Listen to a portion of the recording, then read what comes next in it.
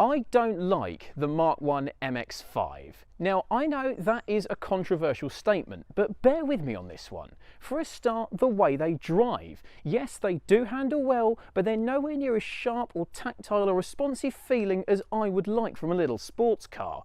Also, because they're so underpowered, they practically feel front-driven, they're so grippy. Then there's the values. Because they're now going up in price as an appreciated classic, they're no longer the sub-1,000-pound cheap, fun little sports car that they once were. And finally, there's their character.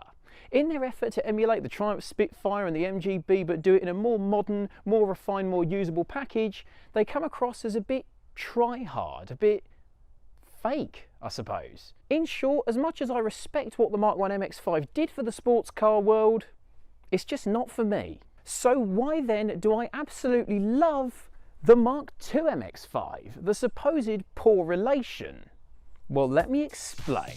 How British is this? It's freezing cold today. It's about 4 or 5 degrees maximum. I've got my big thick winter coat on, I've got the heater turned up to maximum, and yet still I've got the roof down. That is the British way though, making the best of it. And that's actually a good metaphor for the MX5 in a way. This particular car is a California special edition, one of just 500 made. Don't get excited.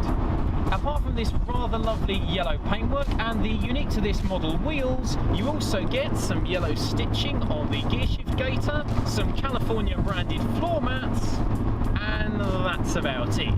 You don't get the larger engine, this is the smaller 1.6, you don't get a 6-speed gearbox, you don't get a limited slip differential, you don't even get electric windows. I've got keep fit on both sides.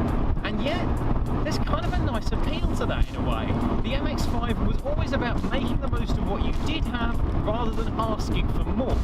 But with the Mk1, it got kind of lost in that whole charade of, oh well, of course it's got minimal amounts of stuff, it's essentially a modern classic. In the Mk2, they weren't afraid to try and nicen it up a little bit. We got an all-new dashboard that's a lot curvier and a lot more flowing, a lot more modern than the old one. We've got some sharper, crisper dials and airbags for driver and passenger. That means not only was the Mk2 safer if you run someone over, you were safer if you had a crash. Because of new US safety regulations, Mazda couldn't stick with pop-up headlights for the Mk2 MX5. They were deemed too unsafe if you would have run someone over, so cars like the Mk1 MX5 and the BMW 8 Series had to ditch their pop-ups or go out of production altogether. Mazda opted to put some more conventional fixed headlights on the Mk2, and there were various benefits to that. For a start, you'll note this is a far more curved front end, so if you do get run over, it's going to be a lot more comfortable than getting slammed into by a massive set of pop-ups. The drag coefficient was also notably improved, and that means that even with the headlights down, the Mk1 isn't as aerodynamic as the sleeker Mk2. And in my opinion, I think it's a better looking car in Mk2 form as well. Look at the Mk1 now with its pop-ups up particularly, and it definitely looks like the 80s car that it is. It very much doesn't look modern.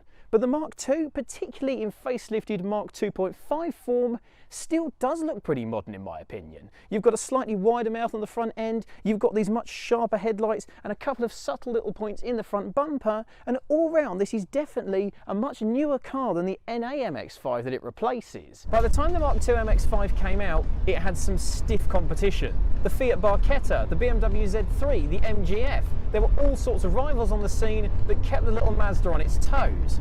And that meant it couldn't get away with playing the whole modern retro classic throwback pastiche any longer. It had to genuinely move with the times and be good.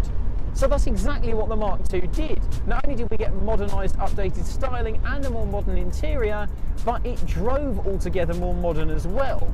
I always got the feeling with the Mk1 that Mazda made it handle so securely and so planted to make it more approachable, so that people who'd never had a sports car before, or possibly never even driven a rear-wheel drive car, weren't put off by something that was two-tail happy. And to its credit, it did that. That's why it sold in its hundreds of thousands. But the Mk2, they sharpened it up a bit. The chassis feels that much more tighter, that much more taut, and indeed the Mk2 does have extra bracing in it. The steering, so much better, so much more tactile, so much more feelsome, and so much easier to place the car on the road with more of an idea of what the front end is doing. The Mk1, unless you really get on it, almost feels front-wheel drive. It's so secure and so planted. The Mark II, you can drive it like a grip car. You can kind of settle it down into the corners and chuck it in and carry some speed, or you can flick it around a bit, you can play with it. That's what a sports car should be. It should be adaptable, it should be tactile, it should be something that you can take liberties with if you want to.